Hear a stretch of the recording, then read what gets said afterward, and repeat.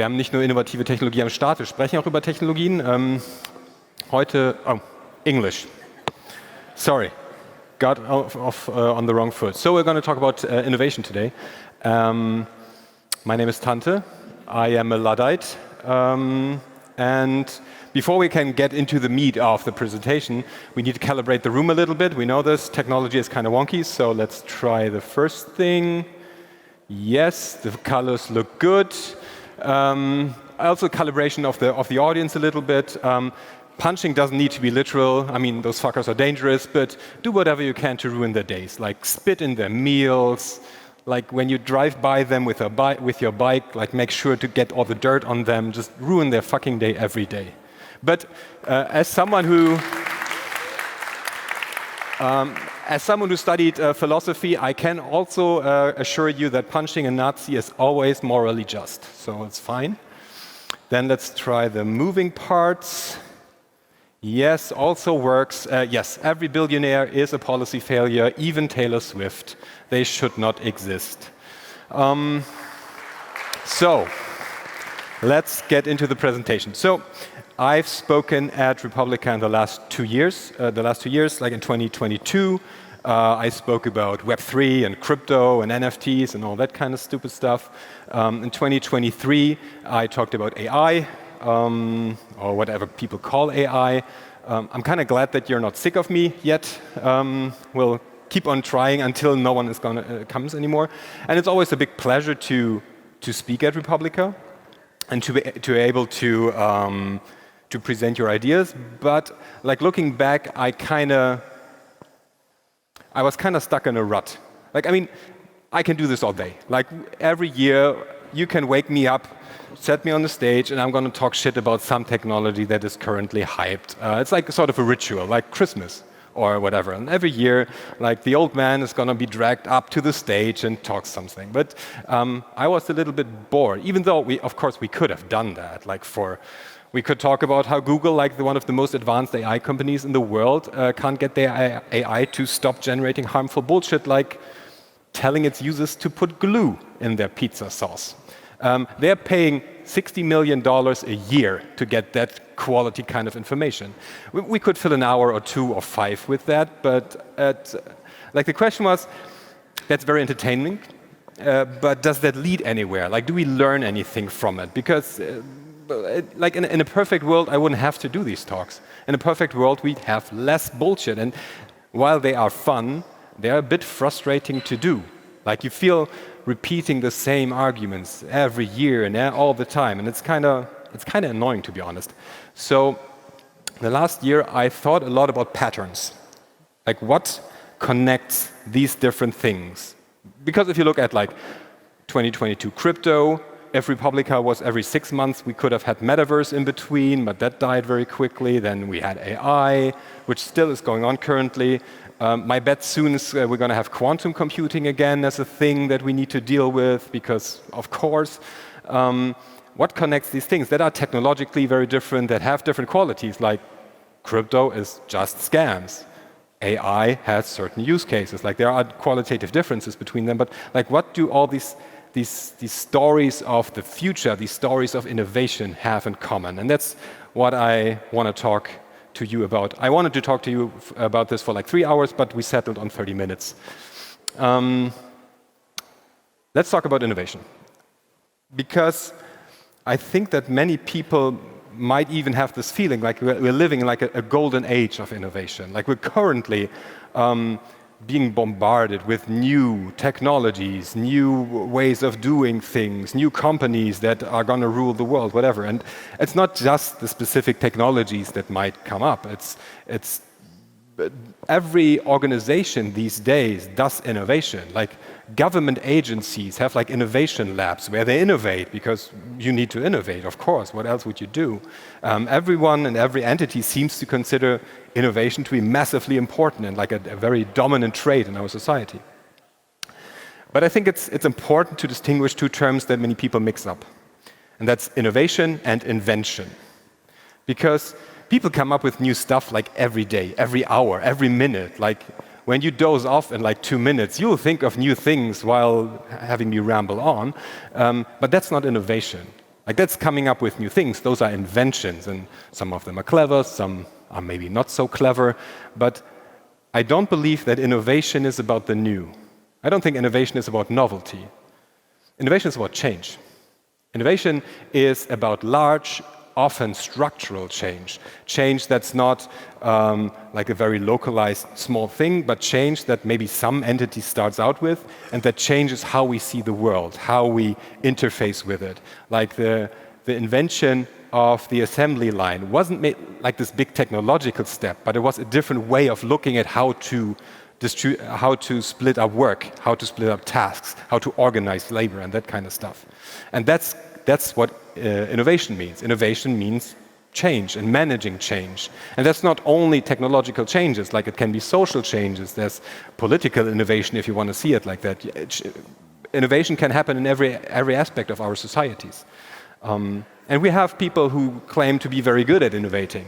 Like these are the innovators, the entrepreneurs, which is a horrible word that no one should ever use in a serious way, but like these people call themselves that. And like tech as a whole, like tech as like this blob, this big sector of different companies that promise us something and usually want to sell us something, like they have gotten really good at spinning that tale of like, this is the new thing that you all need to adapt. This is the new narrative that you need to adapt. This is how your future is going to look like.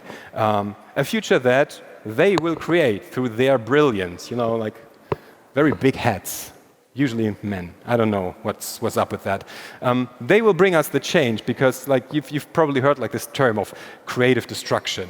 Like you have to break a few eggs to make an omelette, yada, yada, yada. Facebook's motto was for the longest time, like move fast and break stuff. Like that's how innovation works. You go in, you kick something apart, and you hope that you can create something new on top of it.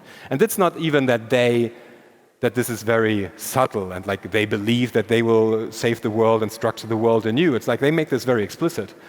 Like in 2023, Mark Andreessen, that's the egg-shaped head on the right, one of the biggest investors in Silicon Valley, one of the founders of Andreessen Horowitz, which is a huge investment fund, wrote the Techno-Optimist Manifesto, where he basically outlined how he sees the future to work.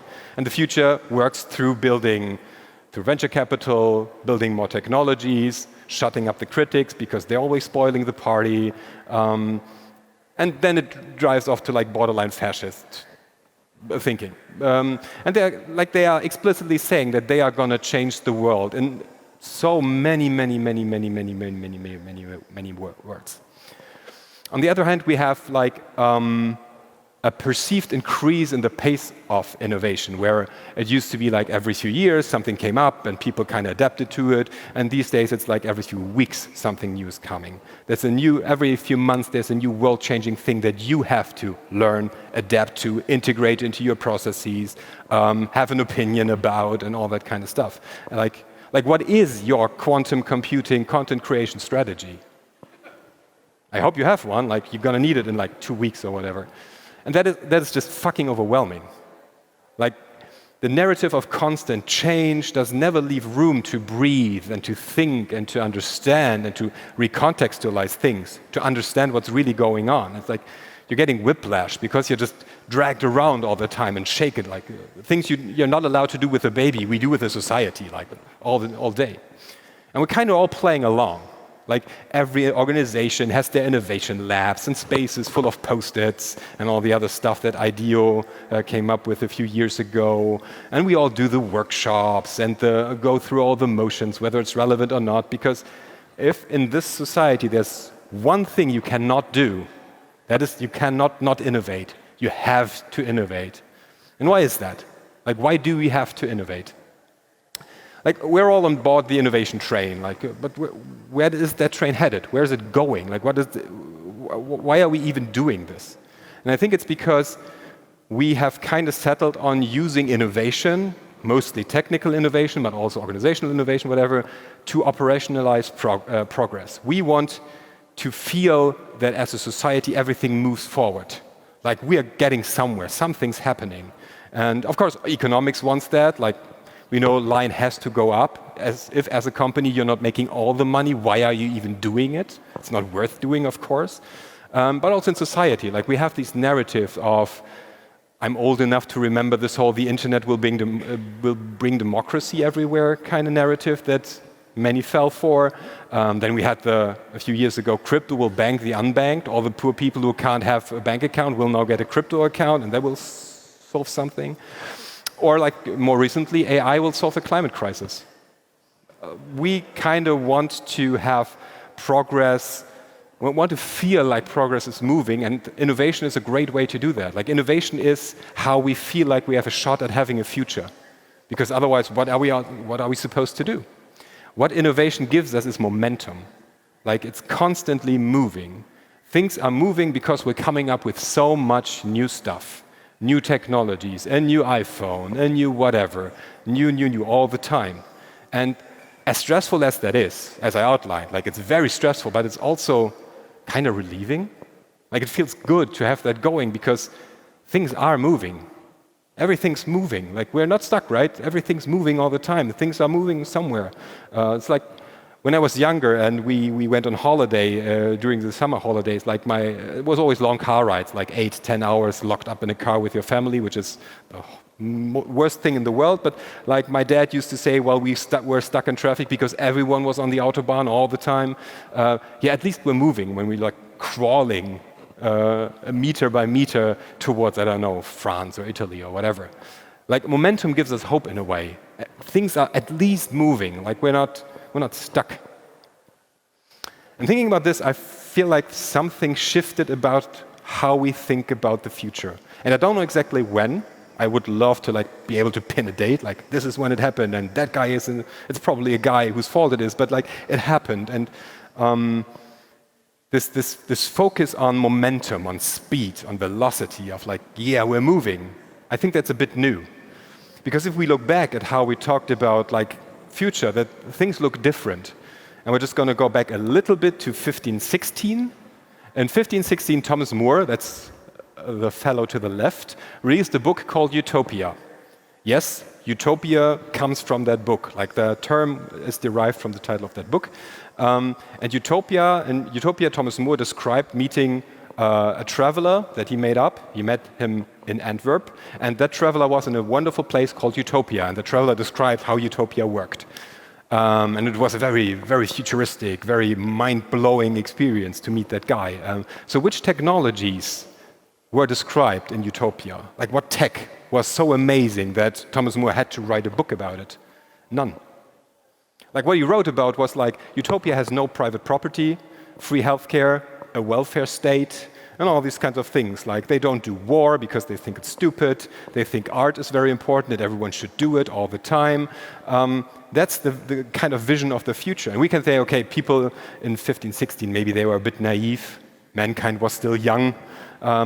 These days we're a bit more cynical. But even when I grew up, like my second favorite Star Trek captain, Captain Sisko is of course the best, but like Captain Picard is close second. Also, he described in an episode where they met a different species, like, yeah, we don't have money. Like, we don't care about the acquisition of wealth and all this. We work to better ourselves and the rest of humanity. That's the future idea, not, yes, there's technology in there, there's a replicator, but the replicator is only there so we can say, yeah, everyone is fed and everyone has everything they need. That's why the replicator exists. The tech doesn't matter. It's just so we can tell stories about how would it be if the world would allow us all to be creative, to express ourselves, to become ourselves. That's what the tech is meaningful. The tech itself is meaningless. And if we think about these narratives of the future, like it's not tech-focused and innovation-focused, but like actual things we want, how does a thinner iPad fit in with that? It's thinner, but it's a fucking iPad. So thinking about a very thin iPad, that obviously made me think about emptiness, for sure. And I think that something changed in how we frame innovation, because it used to be that we innovated too. As a corporation, as a company, you innovate to be more productive, so you can sell more stuff. You innovate to weaken your labor force, probably. You innovate for whatever kind of reason. And even as a government organization, you might say, we innovate to provide better services to the people who want to talk to us, to have our processes more robust, I don't know, whatever. Like, you had a goal while you innovated. But like, these days, I think something changed. Like, we just innovate. It's just about the momentum. It's not about going somewhere. It has no destination. It just means you need to be moving. Innovation has been decoupled from purpose. And it's not only just been decoupled from purpose, I also think it has been decoupled from invention, actually. Like, the story used to be someone in their garage comes up with a cool new tech that they played around with, and someone else sees that this is cool. If I put this into my factory, I can make more money, and then it becomes innovation, and everyone adapts that kind of stuff. But these days, we don't even get that. Like, we don't get ready-made technologies that we can use. We get a promise. Like, we get AI is going to do X, Y, Z. And then we look at it and say, yeah, this is telling me to put glue on my pizza. Like, what's happening? Yeah, it's going to be great soon. Just trust us, bro. Like, we've moved on to the roadmap/trust us, bro kind of innovation that really doesn't mean anything, and that has not even technical merit to it. So what happened? I think something we took something out of the idea of innovation. Like, but what did we lose? And I think that we took out and for Germans, Germans might think that's good, because Germans always choose order, even if even if it brings total horrible things with it. I think we took out the chaos and messiness that the struggle of thinking about the future brings with it. What we did is we took out the politics of innovation. Innovation has no meaning anymore and is not connected to political values, how we want the world to be. It's not, we want to make a better world, we want to make sure that people only have to work 2 hours a week. No, we want to build a thing where I can maybe fire 4 people so that one person can do all the job, but it doesn't have like a big societal vision. Everything is smooth and frictionless and very, very hollow. And I think that has kind of led to us living in the age of stagnation. We're kind of frozen in time. And this might sound a bit weird because, I claimed innovation was about change. So how can we live in the age of stagnation? Especially when I said earlier we were living in the age of innovation. That sounds very contradicting. Tante is an idiot, which might be true, but in this case, hear me out for a second. I think these things are true at the same time. We're living in a world where we feel like constant innovation. Everything's moving, everything's new, everything's happening all the time, but like nothing's changing. The people who were rich 5 years ago are the people who are rich now. Whenever an AI company starts, Jeff Bezos starts printing money because they run their shit on Amazon Web Services. And if they don't run it on Amazon Web Services, Satya Nadella of Microsoft says, hey, cool, yeah, more money for me. Or maybe a few people go to Sundar Pichai and say, hey, Google, we also have data centers, you can run it on our stuff. Like, the things we're building, the things that are supposedly changing things are not changing anything. It's just giving the same people more and more influence. Like, EVs don't change the system at all. Like, regardless of the fact that many people associate EVs with Tesla and Tesla's run by a fascist dickwad, but EVs don't change. We don't get trains by this. We sell everyone a few tons of steel and lithium and all that kind of shit. Like, we're not solving the problems of using fewer resources. We're not solving the problem of people who can't afford a car being locked out of everything. We're not doing anything that changes it. We might have a few of the German car companies who think that burning dinosaurs is the only way to go. We might lose them, but just other big car companies are going to happen. Like, nothing structurally changes.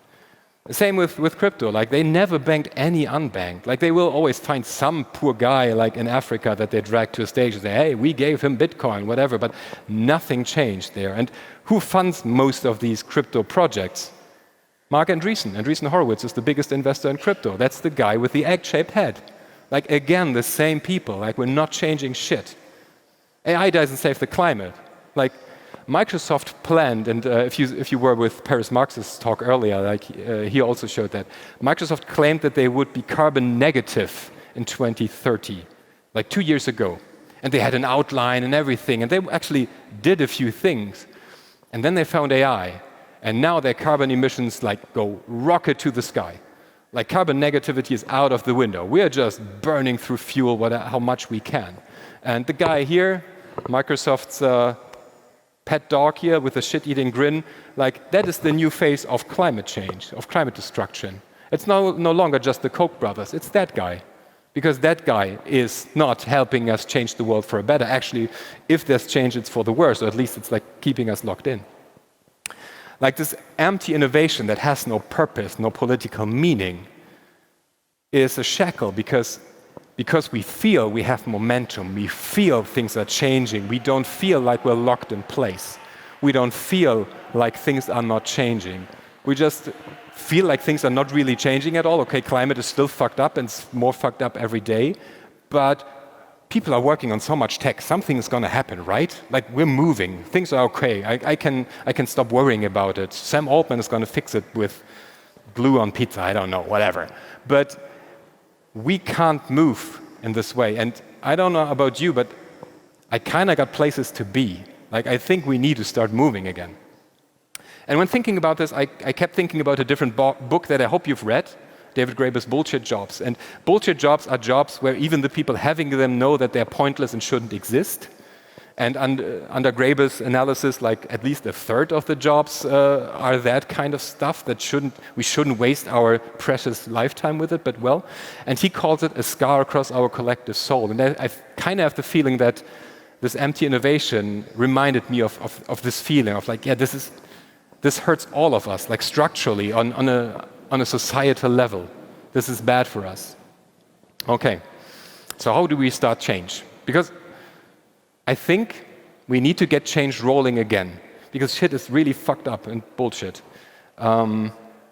We need real change and progress, because where else would we be? Like a friend today said, like, yeah, we need to save the planet because that's where I keep my stuff. And that's right. I also keep my stuff here, so we have to keep moving. So what can we do? What can we do faced with this empty innovation? What's something that we as individuals, as communities, and maybe as society can do? Because you're all very powerful and will change the world. I think the first thing is ask questions. And so these main two questions, like when people tell you, this is the future, this is what we're going to do, the first question is, why? Why do I need this? Why do I need cryptocurrency I can send money around, whatever, like why do I need this? Explain it to me like I'm a 5-year-old. And the second question is, who benefits? Like really? If people tell us we need AI for everything, okay, whatever, even if we believe that there's value to it, why do we have to build a thing where Satya Nadella and Jeff Bezos and Google get richer? Why? Like that doesn't feel right. And it's at least something that we need to talk about. Also, demand receipts. Like people keep selling you stuff that's not real. Like OpenAI, okay, AI is the future, but like, can you stop your statistics machine from fabricating bullshit? You can't. So, okay, then go back to the drawing board and come back when it's working. Like when people tell, yeah, AI is going to save the climate crisis. Okay, how? Is it real? Do you have a project? Can you show that it does that? I only see the carbon emissions going up. So if you can't really show me that there's a difference, shut the fuck up and leave the stage. Like I think it's important to just get people away from stages, not just me, but others. And the thing that's very personal, but I think that's still very important, is to write your own list of demands. Because we all have them, and they are very individual. We all want different things, and that's cool. That's how politics work. We all want different things, and then we fight until someone wins and they get their stuff. Maybe we also get our stuff. I believe that most of you, like I'm an engineer, my brain is broken, like I sometimes actually want tech, but most of the time we don't. Like you want things that maybe technologies can help you with. And what are those things? What are the things you actually want? Like, do you want a thinner iPad, or do you want to have a tool that, I don't know, do you want to work less? And if you say, hey, I don't want to work 8 hours a day, I want to work 4 hours, but I still want to be able to have a good living, that's a different kind of demand, and then tech needs to find a way to make that happen. Like, write down your list of demands, because that is how you bring politics back in innovation. Because when people tell you, we have this great innovation here, then you can see, okay, does this get me to working only 2 hours a week? No? Okay, shut the fuck up, I don't want this, I want something else. And I think it's very important to keep talking about the cost. And I want to talk, again refer to Paris's Mark's talk earlier and a talk that's going to be here on Wednesday about the fact whether AI actually saves the climate, because there's going to be a panel about cases, whether that's actually happening. Think about when these technologies are introduced, what are the costs? And if it's digital technology, there's probably some ecological costs like e-waste, energy, water, carbon, all these kind of things, but also what are the social costs? Like I work in a media studio, like we build media installations. When generative AI came out, like we suddenly had big problems to really get paid for our work, because I can just have a bullshit version of your work generated. Like we're not going to pay you. Like we might pay you half of what you're worth, but you have to still deliver full on everything. Like that is cost. That is cost of my colleagues no longer can pay rent. That's really not cool. And are we fine with that? Is some hyper pop realistic mid-journey looking image, is that worth our fellow human beings not being able to make rent and food? I don't think so.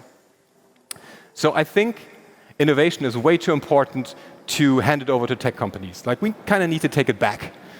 And I think that there's a great way for you, each and every one of you, to innovate, even if you have nothing to do with tech. And if you don't, I envy you a bit. But the best way for you to actually innovate is by telling your peers and your communities about the world you want and the life you want. Give them your list of demands, not for them to follow, but yes, right, that is a thing we can demand. We can demand that every woman has the right to reproductive health care, like that should just be a thing. Why are we fighting? It's natural that they should have it, that trans people get their health care, that people just get housing and health care and everything. We have the money, it's just very badly distributed. So put that on your list of demands and tell all your friends that that's on your list of demands and make them put it on theirs as well. And I think that brings actual innovation, because suddenly we'll figure out, okay, if we want this, what do we need to do for this? And maybe it's technical changes, maybe not. So we need to put back the politics into innovation, because change always is political by definition. Whenever we as a society need to make a decision how to change, that is a political conversation. And if no one is asking you, someone's making political decisions for you that you probably didn't vote for. And it's probably one of the white guys that I had on my slide earlier, and that sucks, because they really suck. So let's get moving again towards a better world that not only works for the rich few. Let's bring back the politics into tech and make it maybe even beautiful again. Thank you.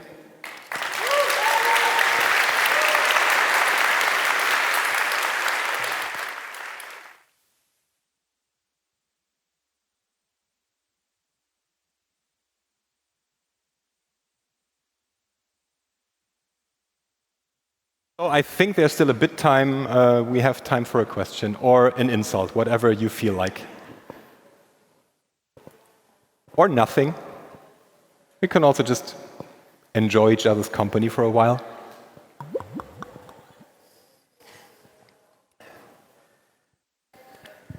Hello. Hi. Thank you so much for the talk. The most inspiring thing and the most thing that felt true that I heard today. Inspiring is what I'm known for. In this very room today, I also got to see a different presentation on a possible way of tying in a public social network into the broadcasting of countries such as Canada, Germany, Belgium, etc.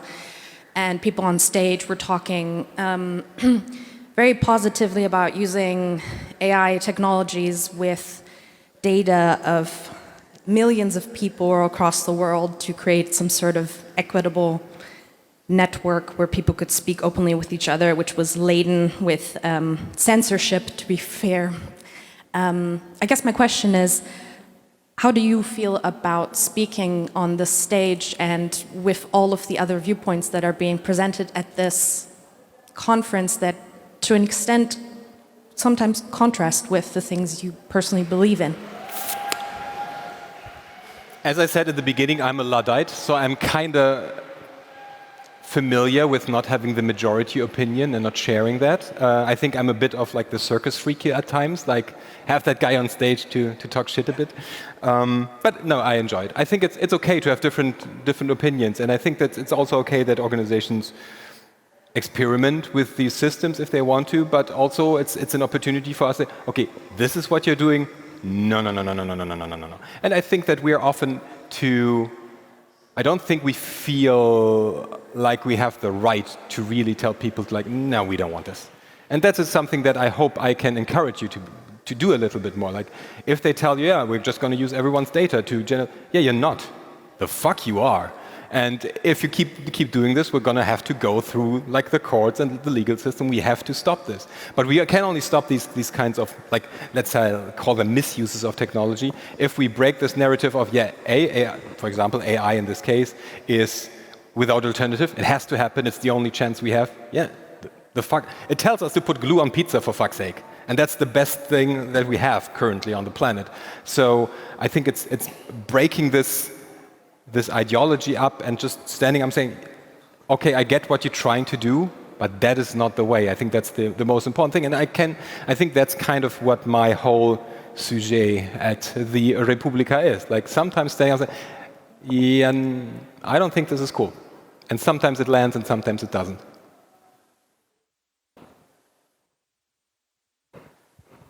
Hi, thanks, it was a fantastic talk. I'm still thrilled.